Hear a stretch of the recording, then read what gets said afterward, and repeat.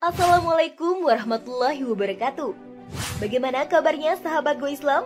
Semoga selalu Allah berikan sehat lahir dan kesehatan iman ya. Sahabat, ulama Islam diperintahkan untuk memperbanyak amalan selama di dunia. Seluruh amal perbuatan manusia ini dicatat oleh malaikat pengawas dan malaikat pencatat amal manusia. Amal manusia ditampakkan kepada Allah Ta'ala dalam 4 waktu. Tentunya waktu tersebut adalah waktu yang Allah pilih secara khusus. Dalam pembahasan kitab Adabul Islam, ulama Mesir yang kini menetap di Jakarta, Syekh Ahmad Al-Mishri, mengatakan amal manusia ditampakkan kepada Allah Ta'ala dalam 4 waktu atau masa. Kapan saja waktu itu? Dan apa yang harus kita lakukan? Silakan sahabat simak video ini sampai selesai, hanya di channel Go Islam. Namun sebelum diulas lebih lanjut, jangan lupa klik subscribe, like, dan klik lonceng notifikasinya terlebih dahulu, agar channel Go Islam dapat terus memberikan manfaat hosana keislaman untuk umat.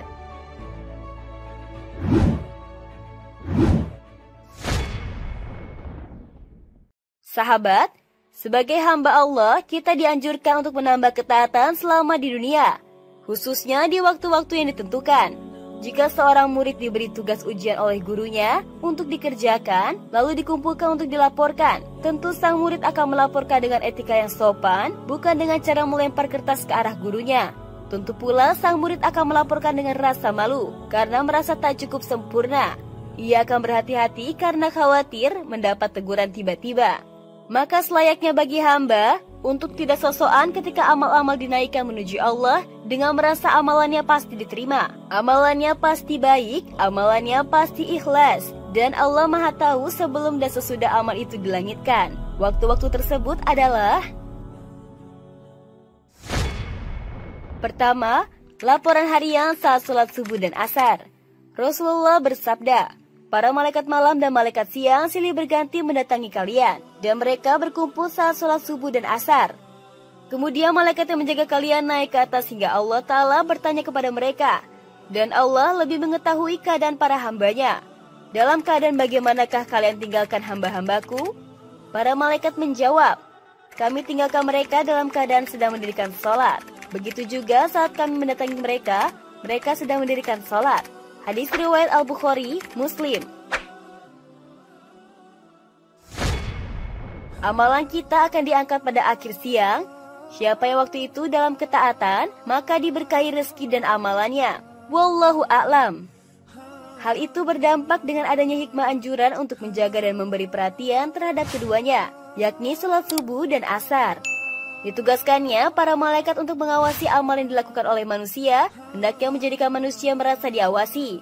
Yang hal tersebut menjadikan termotivasi untuk berusaha secara sungguh-sungguh untuk mentaati perintah Allah dan menjauhi larangannya. Kedua, laporan mingguan setiap Senin dan Kamis. Rasulullah bersabda, seluruh amal manusia dihadapkan kepada Allah Ta'ala 2 kali dalam sepekan, yaitu pada hari Senin dan Kamis. Lalu Allah mengampuni dosa setiap hambanya yang mukmin.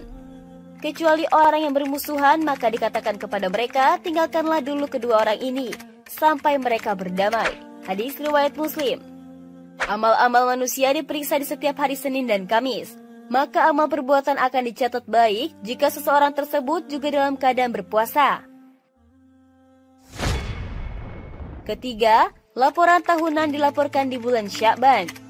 Dari Usama bin Zaid, beliau bertanya, wahai Rasulullah, saya belum pernah melihat Anda berpuasa dalam 1 bulan, sebagaimana Anda berpuasa di bulan Sya'ban. Nabi Shallallahu Alaihi Wasallam bersabda, ini adalah bulan yang sering dilalaikan banyak orang, bulan antara Rajab dan Ramadan. Ini adalah bulan di mana amal-amal diangkat menuju Rabb semesta alam.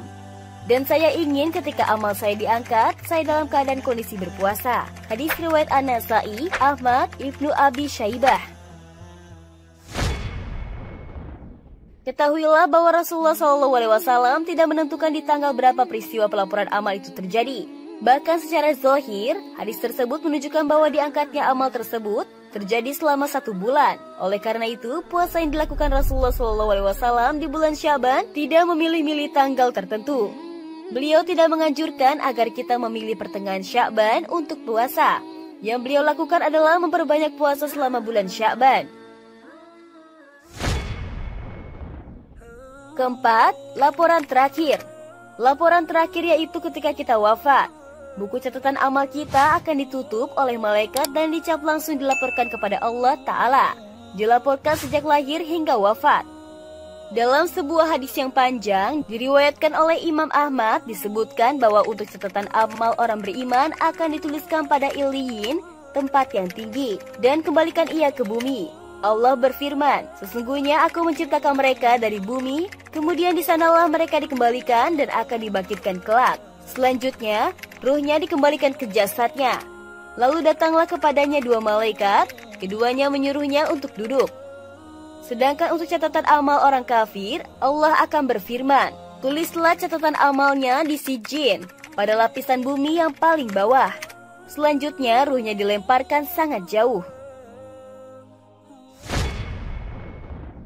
Sahabat, itulah waktu-waktu di mana amalan kita dicatat oleh Allah. Maka dari itu, sebagai hamba Allah, haruslah kita berusaha untuk beristiqomah, untuk menjalankan ibadah dan melakukan amalan yang baik. Karena kita tidak tahu kapan kita akan dipanggil oleh Allah.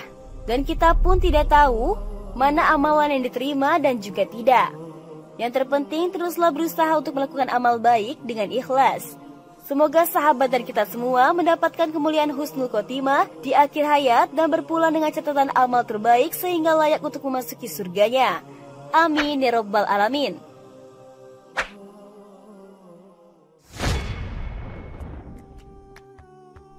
Wallahu a'lam bishawab. Sahabat Gue Islam, jika video ini memberikan manfaat, jangan lupa untuk share ya, agar kita ikut menyebarkan kebaikan. Karena kata Rasulullah, barang siapa menunjukkan manusia kepada kebaikan, maka ia memperoleh pahala seperti pahala orang yang melakukannya. Hadis riwayat Muslim. Wassalamualaikum warahmatullahi wabarakatuh.